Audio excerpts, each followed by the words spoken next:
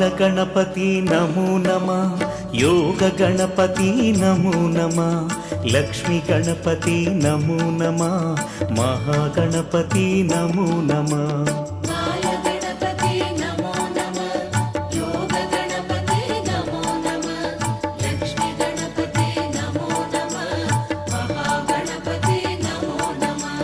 தோற்றம் அதனை யார் அறிவார் முடிவை கண்டதும் யாரோ யார் மாற்றம் இல்லா மாணிக்கமே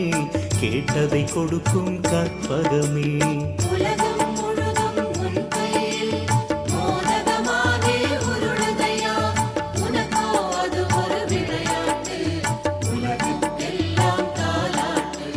முதலில் பிறந்தது ஒரு சுழிதான் தொடர்ந்து வந்தது ஒரு கோடு அதனை தொடங்கி வைத்தது யார் சிவசக்தி பெற்ற